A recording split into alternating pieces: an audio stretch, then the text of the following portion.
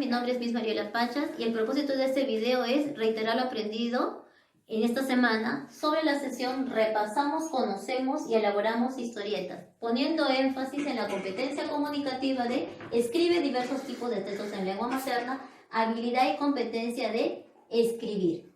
Entonces, el propósito del video es reiterar lo aprendido en casa sobre las historietas. Y en relación a ellas, podemos señalar lo siguiente, que Mafalda, Garfield, Spider-Man son personajes que llaman la atención siempre a los niños. ¿A quién no le gusta leer una historieta? Entonces, una historieta es un relato breve, curioso o divertido. Es a su vez un cuento o historia que se narra en viñetas con dibujos, ¿no? Entonces, acá tenemos diferentes modelos de historietas. ¿Qué más podemos señalar? Ya, es un texto que combina palabras, imágenes y dibujos, como lo mencionamos hace un momento, pero en sí podemos señalar que mezcla un lenguaje visual porque utiliza los dibujitos y un lenguaje verbal porque los personajes están dialogando y eso se redacta con palabras. Por lo tanto, una historieta es un texto discontinuo, diferente a una novela, diferente a una fábula, que es de manera lineal. Entonces, es un texto discontinuo porque cuenta una historia con textos breves, usa gráficos en viñetas, globos de diálogo y onomatopeyas. ¿Qué tipos de historietas existen? Existen muchos tipos de historietas, dependiendo del tema que trate. Ellos pueden ser de ciencia ficción, de superhéroes como Spider-Man, de terror, policíacas, de misterio, románticas e históricas. Y todo tipo de historietas se puede redactar porque la creatividad del ser humano es múltiple, con diferentes finalidades. Ahora, el propósito es elaborar una historieta. Pero ¿cómo voy a elaborar una historieta si no medito en los elementos que ella contiene? Por tanto, los elementos de una historieta son los siguientes: las viñetas, los dibujos, los globos de diálogos o bocadillos, denominados también llamadas, textos, carteleras, onomatopeyas, metáforas visuales y personajes. Obviamente la historieta se centra en los personajes. Los personajes están dibujados en las viñetas. ¿Qué vienen a ser las viñetas? Vienen a ser los cuadritos. Acá en Mafalda, compañera de su mamá, ¿no? En esta historieta tenemos 1, 2, 3, 4 viñetas. En Gaturro tenemos 1, 2, 3, 4, 5, 6, 7, 8 viñetas. 8 cuadros que nos narran la historia de Gaturro. ¿Qué vienen a ser los globos de diálogo? Los globos de diálogo tienen mucha importancia en las historietas. ¿Por qué tienen mucha importancia? Porque parten de la boca de cada personaje, ese significa conversación. Este que tiene las gotitas es llanto o sudor, como estrellas es grito, este de acá como nubecitas es pensamiento, y este de aquí que tiene diferentes rayos, como mismo lo dice aquí, es una conversación a la vez, susurro. Entonces, estos son los globos de diálogo.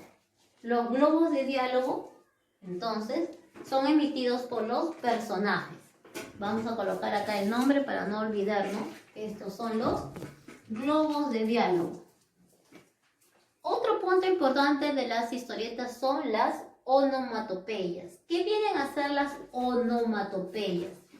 Son los sonidos que se visualizan, se grafican con ciertas palabras. Ejemplo, boom, crash, bam, boom. Boom es una bomba, es el sonido de una bomba, ¿no? Crash.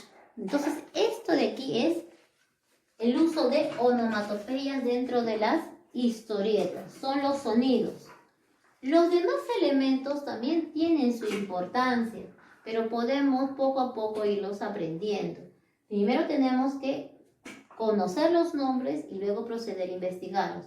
Ahora ponemos énfasis que las historietas tienen muchos propósitos. En el caso de nosotros, tiene propósitos didácticos. Esta es una historieta denominada La Nueva Era del Sueño.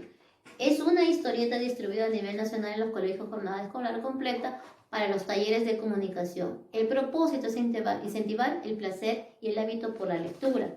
A su vez señalamos también que en el libro de segundo año hay toda una unidad destinada a las historietas.